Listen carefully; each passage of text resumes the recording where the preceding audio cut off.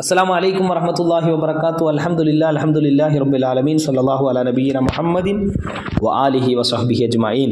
ഏറെ ബഹുമാന്യരായ ഖുർആൻ പഠിതാക്കളെ, വിശുദ്ധ ഖുർആൻ 6-ാം അധ്യായം സൂറ അൽ അൻആമിലെ ആദ്യത്തെ 6 വചനങ്ങളാണ് ഒന്നാമത്തെ ക്ലസ്റ്ററിൽ നമ്മൾ മനസ്സിലാക്കിയത്. ഇൻഷാ അല്ലാഹ് 7 മുതലുള്ള വചനങ്ങളുടെ വിശദീകരണങ്ങളിലേക്ക് നീങ്ങുകയാണ്. ആദ്യം നമുക്ക് ആയത്ത് നോക്കാം. അഊദു ബില്ലാഹി മിനശ് ശൈത്വാനിർ റജീം. ബിസ്മില്ലാഹിർ റഹ്മാനിർ റഹീം. ولو نزلنا عليك كتابا في قرطاس فلمسوه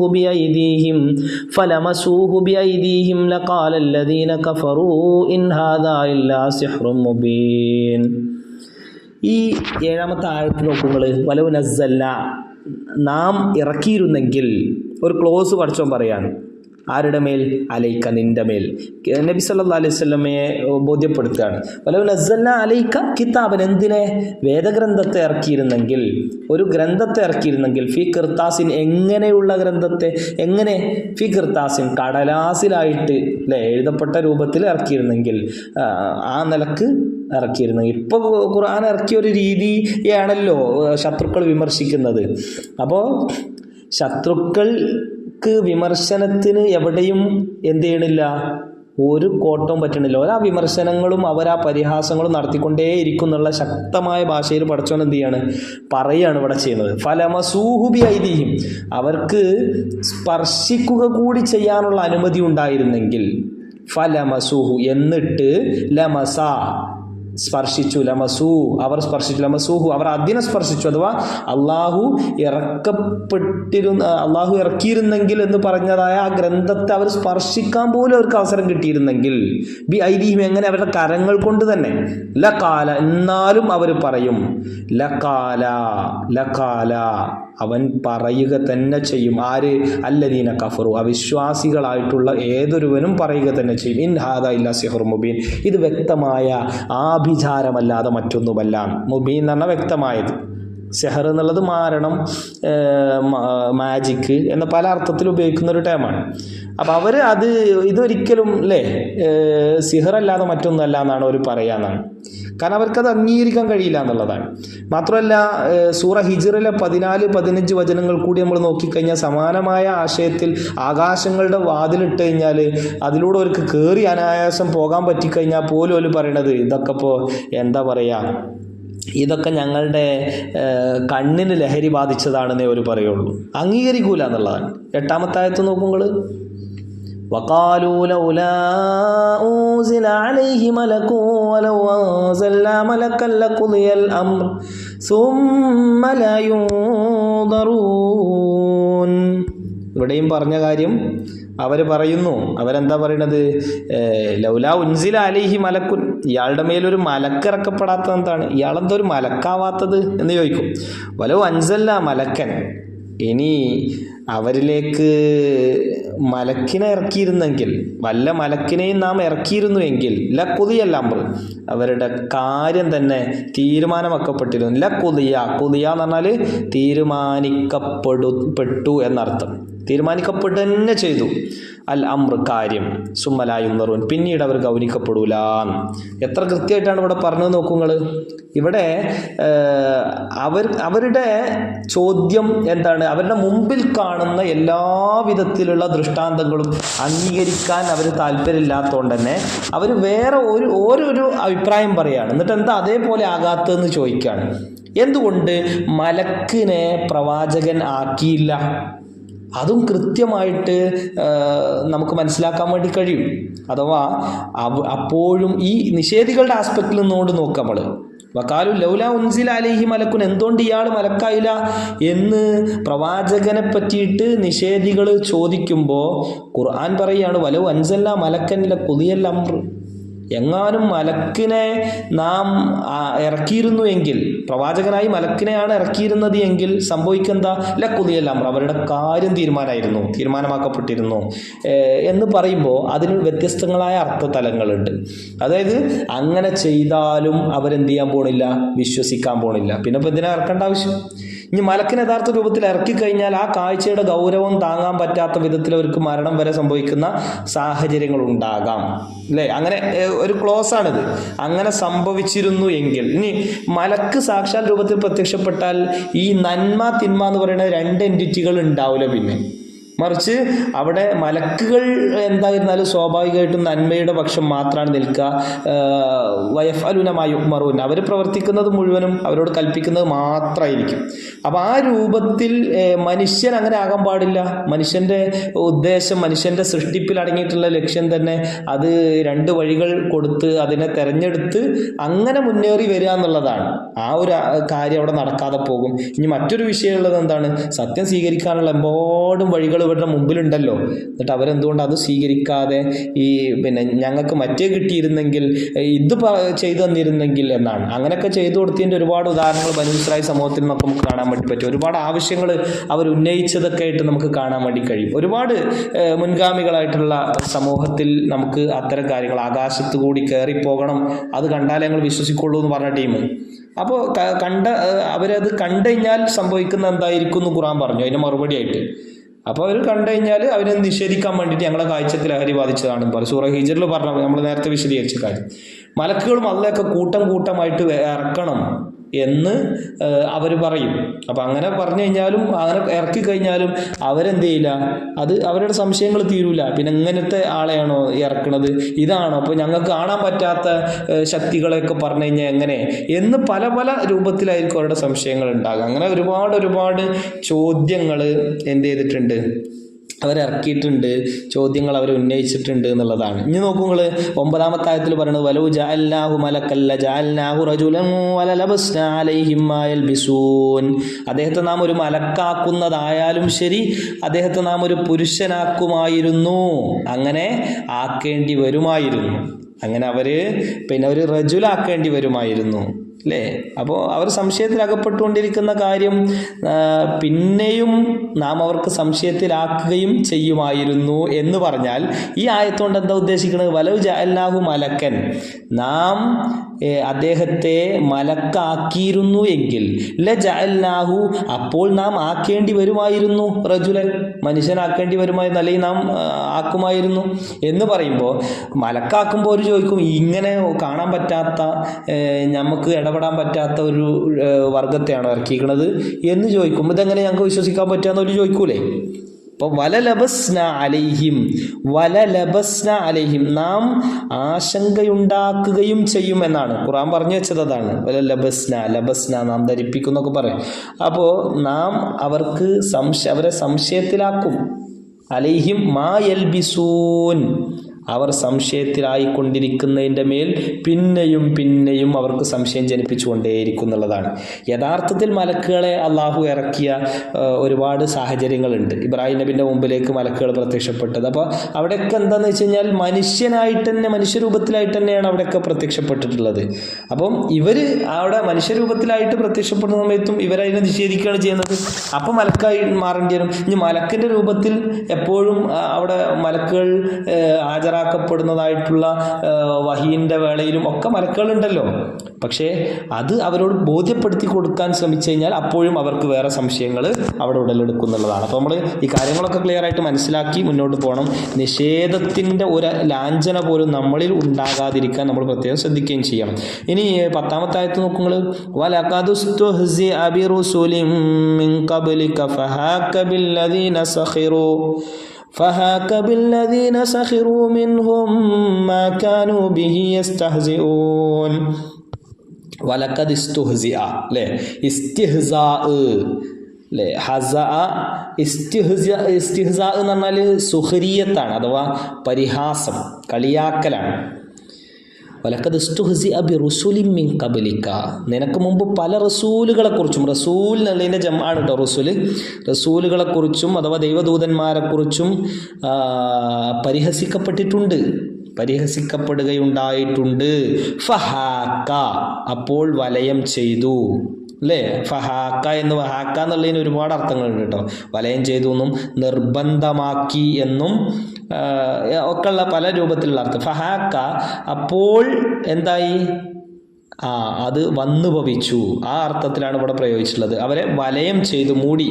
ഫഹാക ബില്ലദീന സഖിറൂ മിൻഹും, ഫഹാക ബില്ലദീന സഖിറൂ മിൻഹും. എന്താണ് ബില്ലദീന സഖിറൂ എന്ന് പറഞ്ഞാൽ കളിയാക്കിയ ആളുകളിൽ, മിൻഹും അവരെ പറ്റി, മാ കാനൂ ബിഹി യസ്തഹ്സിഊൻ അവരായിരുന്ന ഇതിനെക്കുറിച്ച് അവർ എന്ത് ചെയ്തു, പരിഹസിക്കുന്നൊരു സാഹചര്യം ഉണ്ടായി. അഥവാ നിന്റെ മുമ്പ് പല റസൂലുകളെക്കുറിച്ചും പരിഹസിക്കപ്പെടുകയുണ്ടായിട്ടുണ്ട്. എന്നിട്ട് അവരെ കളിയാക്കിയിരുന്നവരിൽ അവർ പരിഹസിച്ചു കൊണ്ടിരുന്ന കാര്യം വന്ന് ഭവിച്ചു. ഫഹാക്ക അത് വന്നിട്ട് അവരെ തന്നെ മൂടുന്നൊരു സാഹചര്യം ഉണ്ടായി എന്നുള്ളതാണ്.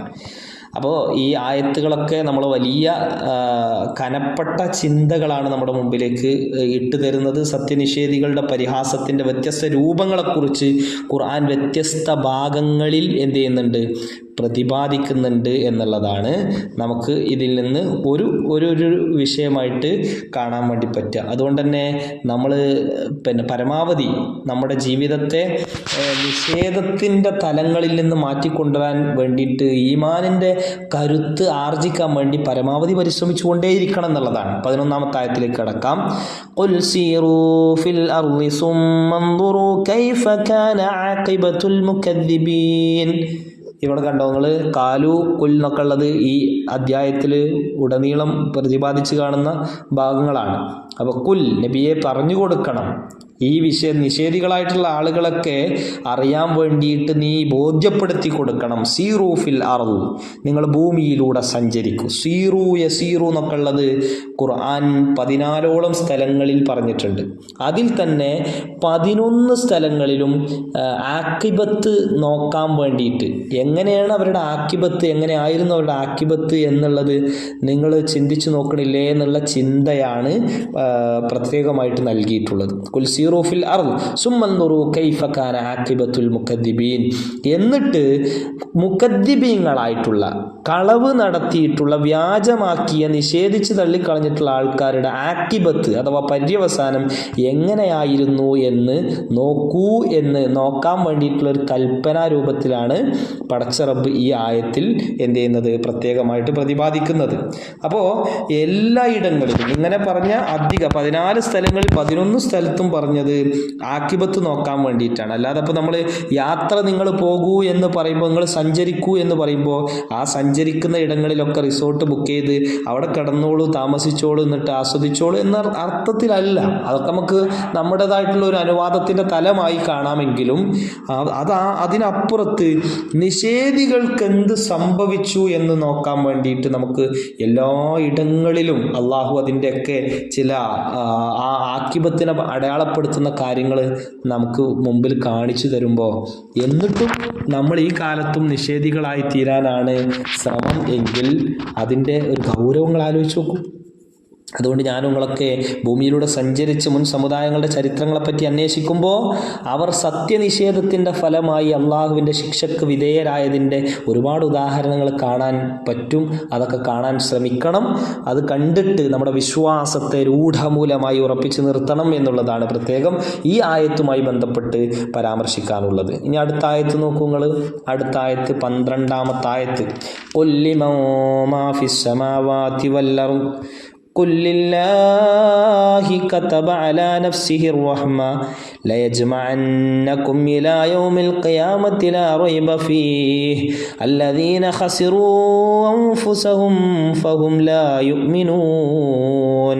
قل നബിയെ പറഞ്ഞു കൊടുക്കുക, ലിമൻ ആരുടേതാണ്, മാഫി സമാവാത്തി വല്ലർ ആകാശങ്ങളിലും ഭൂമിയിലുമുള്ള യാതൊന്നും ആരുടേതാണ് എന്ന് ചോദിച്ചു കഴിഞ്ഞാൽ കുല്ലില്ല, നബിയെ പറഞ്ഞു കൊടുക്കില്ല, അത് അള്ളാഹുവിൻ്റെതാണ് കേട്ടോ എന്ന് പറഞ്ഞു കൊടുക്കുക. എല്ലാം അല്ലാൻ്റെതാണ്. കുല്ലില്ല എന്ന് പറഞ്ഞു കഴിഞ്ഞാൽ നോക്കൂ നിങ്ങൾ, പ്രധാനമായിട്ടും നമ്മൾക്ക് ഭവിക്കുന്ന കാര്യങ്ങൾ 3 കാര്യങ്ങളായിട്ട് നമുക്ക് ഐറ്റം തിരിക്കാമല്ലോ. നമുക്ക് എതിരായിട്ട് വരുന്ന കാര്യങ്ങളുണ്ടാവും, നമുക്ക് അനുകൂലമായുള്ള കാര്യങ്ങളുണ്ടാവും, നമ്മളിൽ നിന്ന് സംഭവിക്കുന്ന കാര്യങ്ങളുണ്ടാവും. അപ്പോൾ നമുക്കെതിരായ കാര്യങ്ങൾ ഒരിക്കലും നമ്മൾ വിചാരിച്ചിട്ട് നടക്കുന്ന കാര്യങ്ങളല്ല, അതിൽ നമുക്കൊരു സ്വാതന്ത്ര്യമില്ല. നമുക്ക് അനുകൂലമാകുന്ന കാര്യങ്ങളിലും അതിലും നമുക്ക് സ്വാതന്ത്ര്യമല്ല. കാരണം നമ്മൾ വിചാരിച്ചതിൻ്റെ ഒക്കെ അപ്പുറത്ത് ആയിരിക്കും ചിലപ്പോൾ നടക്കുന്നത്.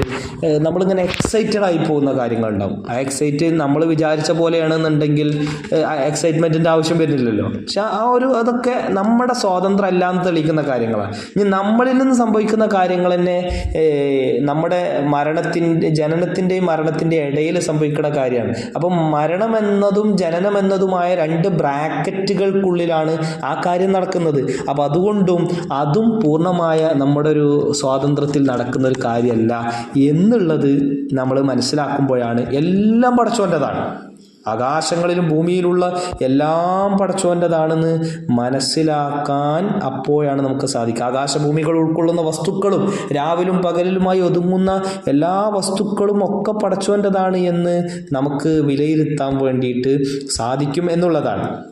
ഇനി ഇവിടെ പറയുന്ന അടുത്ത ഭാഗം എന്താ?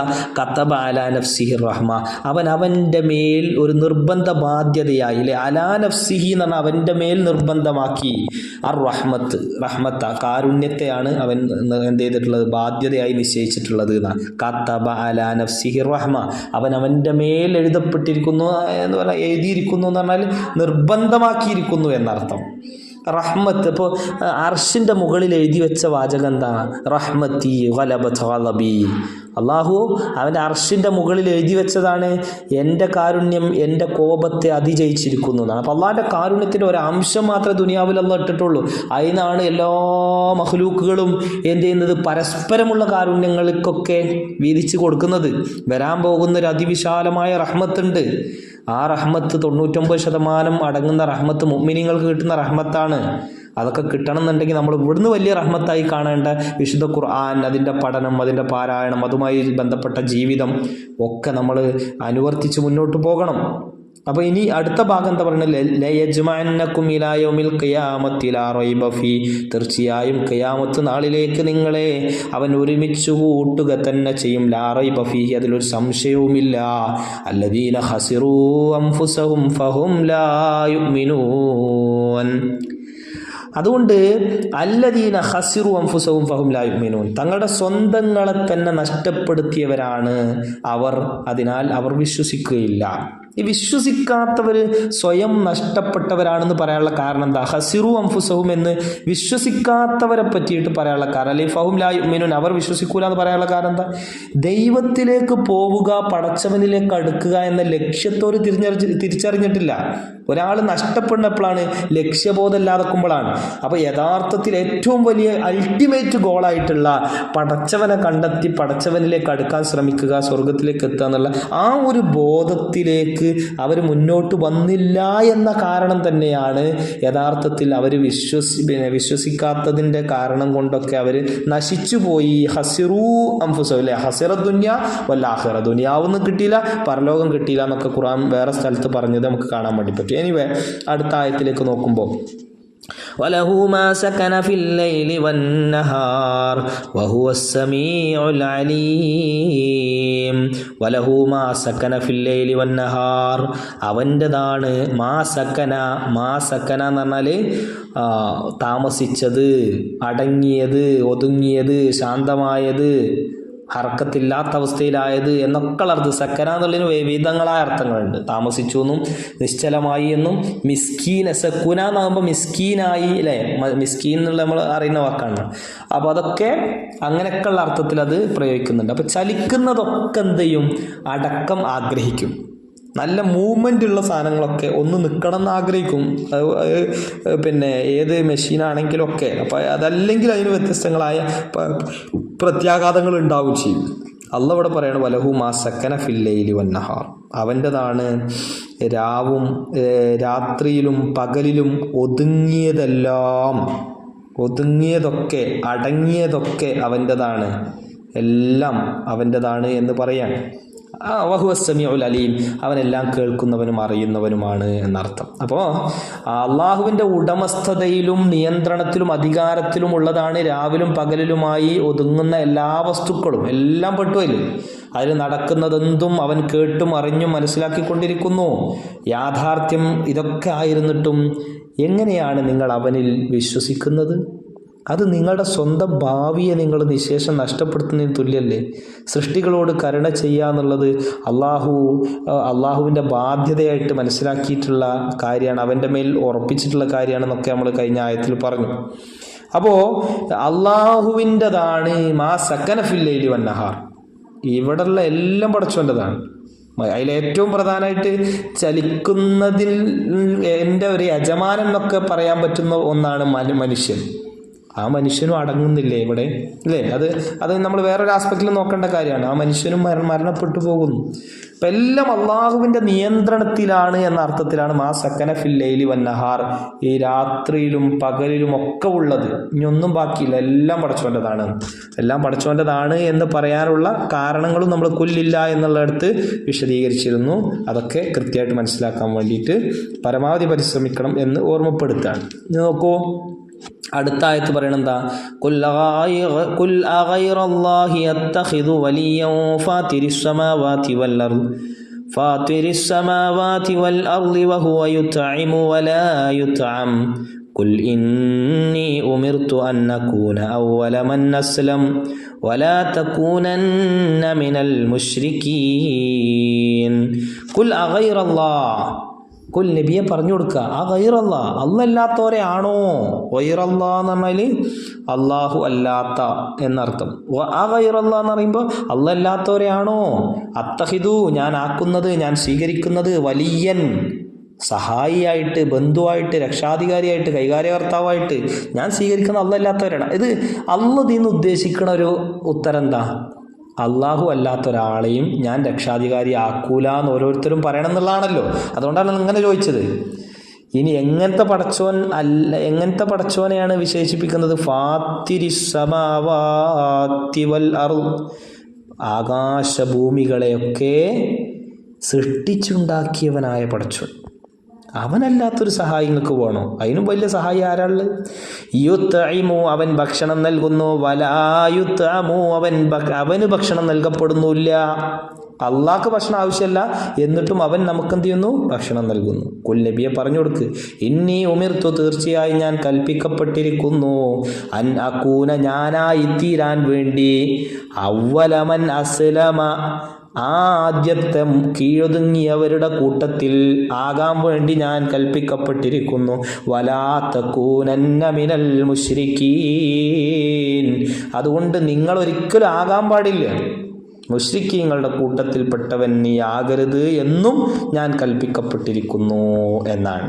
എത്ര കൃത്യമായിട്ടാണ് പറഞ്ഞു നോക്കൂ നിങ്ങൾ. സട്ടാവും അന്നദാതാവും അള്ളയാണ് എന്നിരിക്കെ അവന് മറ്റാരിൽ നിന്നെങ്കിലും ഒരു ഭക്ഷണമോ മറ്റോ ലഭിക്കേണ്ട ആവശ്യമില്ലെന്നിരിക്കെ, അവനാണ് എല്ലാവർക്കും ആവശ്യമായ ഭക്ഷണം നൽകിയത് എന്നിരിക്കെ, അവനോട് മറ്റു വല്ലതിനെയും പങ്കു ചേർക്കുന്നത്, അവൻ്റെ വിധിവിലക്കുകൾ കീഴ്തിങ്ങിക്കൊണ്ട് ഇസ്ലാമിനെ അംഗീകരിക്കാതിരിക്കുന്നത് എത്രമാത്രം ബുദ്ധിശൂന്യതയാണ്, യുക്തിരാഹിത്യമാണ്, അല്ലേ?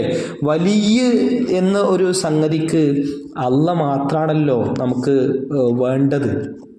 അല്ലല്ലാത്ത ആരും നമുക്ക് വലിയായിട്ട് ഉണ്ടാകാൻ പാടില്ല എന്നുള്ളതാണ്. അള്ളാഹു അല്ലാത്ത വലിയ നമുക്ക് ഉണ്ടാവേണ്ടി വരുന്നത് എപ്പോഴാണ്? അള്ള മതിയായതായിട്ട് വരാതിരിക്കുമ്പോഴാണ്, അള്ള മതിയായതായിട്ട് മതിയാകാതെ വരുമ്പോഴാണ്.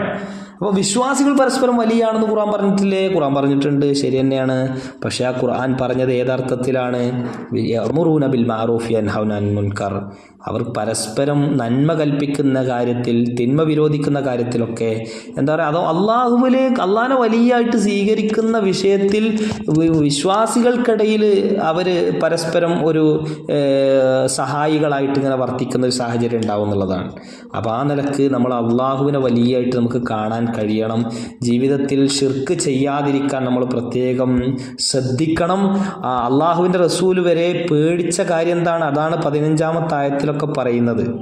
15-ാമത്തെ ആയത്തിൽ പടച്ചറബ് പറയുന്ന കാര്യങ്ങൾ നോക്കൂ. കുൽ നബിയെ പറഞ്ഞു കൊടുക്ക്, ഇന്നി അഖാഫു അൻ അസൈതു റബ്ബി അദാബ യൗമിൻ അദീം. പറയൂ നബിയെ, എൻ്റെ രക്ഷിതാവിനോട് ഞാൻ അനുസരണക്കേട് കാണിച്ചിട്ടുണ്ടായിരുന്നുവെങ്കിൽ വമ്പിച്ചൊരു ദിവസത്തിലെ ശിക്ഷയെ തീർച്ചയായും ഞാൻ ഭയപ്പെടുന്നു എന്നാണ്. ഇന്നി അഖാഫു, ഞാൻ ഭയപ്പെടുന്നു. ഇൻ അസൈതു റബ്ബി, എൻ്റെ റബ്ബിനോട് ധിക്കാരം. അസ എന്ന് പറഞ്ഞാൽ ധിക്കരിച്ചു. എൻ്റെ റബ്ബിനെ ഞാൻ ധിക്കരിച്ചിരുന്നു എങ്കിൽ അദാബ യൗമിൻ അലീം, വേദനയേറിയ ദിവസത്തെ ശിക്ഷയെ ഞാൻ ഭയപ്പെടുന്നു എന്നുള്ളതാണ്. ഇന്നി അഖാഫു എന്ന് പറയുമ്പോൾ ഞാൻ പേടിക്കുന്ന റസൂലിന് പേടിക്കേണ്ട സാഹചര്യം എന്താ ഉള്ളത്? പേടിക്കേണ്ടതായ സാഹചര്യം പ്രത്യേകം ഖുർആൻ എടുത്തു പറഞ്ഞു. വലക്കത് ഊഹിയയിലേക്ക് വൈലല്ലദീന മിൻ ഖബലിക ലഇൻ അശ്റക്ത ലയഹ്ബത്തുന്ന അമലുക, അമലൊക്കെ പൊളിഞ്ഞു പോകാമായിരുന്ന ശിർക്കെങ്ങാനും വന്നിരുന്നെങ്കിൽ എന്ന പേടി റസൂലിനുണ്ടായിരുന്നു. ആ നിലക്ക് ഒക്കെ നമുക്ക് കാര്യങ്ങളെ വിലയിരുത്താൻ കഴിയേണ്ടതുണ്ട്. അതോടൊപ്പം തന്നെ 16-ാമത്തെ ആയത്ത് പറയണെന്താ? മൈ യുസ്റഫ് അൻഹു യൗമഇദിൻ ഫഖദ് റഹിമ വദാലികൽ ഫൗസുൽ മുബീൻ. മൈ യുസ്റഫ്, ഏതൊരുവനാണ് യുസ്റഫ്, അത് ഒഴിവാക്കപ്പെടുന്നത്, അത് തിരിക്കപ്പെടുന്നത്, അൻഹു അതിൽ നിന്ന്, അവനിൽ നിന്ന്, യൗമ ഇതിൻ അന്നത്തെ ദിവസം, ഫഖദ് റഹിമഹു അവൻ എന്ത് ചെയ്തിരുന്നു? അവൻ കരുണ ചെയ്തിരിക്കുന്നു എന്നുള്ളതാണ്. വദാലിക്കൽ ഫൗസുൽ മുബീൻ, വ്യക്തമായ വിജയം അതാണ് എന്ന് കൂടി അരക്കെട്ടുറപ്പിച്ച് പറയുകയാണ് ചെയ്യുന്നത്. അപ്പം അള്ളാഹിൻ്റെ കൽപ്പന അനുസരിക്കാത്ത പക്ഷം അന്ത്യനാളാകുന്ന ആ മഹാദിനത്തിൽ അവൻ്റെ ശിക്ഷ അനുഭവിക്കേണ്ടി വരും. എന്നാൽ അള്ളാഹിൻ്റെ ശിക്ഷയിൽ നിന്ന് ഒഴിവായി കിട്ടുന്ന ആൾക്കാർ അവരാണ് ഭാഗ്യവാന്മാർ. അതുകൊണ്ട് എത്ര തന്നെ നിങ്ങൾ ഷടിച്ചാലും എന്ത് നിലപാട് സ്വീകരിച്ചാലും എൻ്റെ ഈ ദൗത്യ നിർവഹണത്തിൽ നിന്ന് ഞാൻ ഒരു അണുമണിത്തൂക്കം പിൻവാങ്ങാൻ തയ്യാറില്ല എന്നിങ്ങനെ മുശ്രിക്കുകളോട് പ്രഖ്യാപിക്കാനാണ് പടച്ച റബ്ബ് റസൂലുള്ളാഹി സ്വല്ലല്ലാഹു അലൈഹി വസല്ലം തങ്ങളോട് ആവശ്യപ്പെടുന്നത്. ഈ കാര്യങ്ങളൊക്കെ കൃത്യമായി മനസ്സിലാക്കാൻ, ഉൾക്കൊള്ളാൻ നമ്മൾ ഓരോരുത്തരും പരിശ്രമിക്കുക. ഇൻഷാ അല്ലാഹ് അടുത്ത ആയത്തുകൾ, ബാക്കി 17 മുതലുള്ള ആയത്തുകൾ അടുത്ത ക്ലസ്റ്ററിലായിട്ട് നമുക്ക് ചർച്ച ചെയ്യാം. അള്ളാഹു അനുഗ്രഹിക്കട്ടെ. അസ്സലാമു അലൈക്കും വറഹ്മത്തുള്ളാഹി വബറകാതുഹു.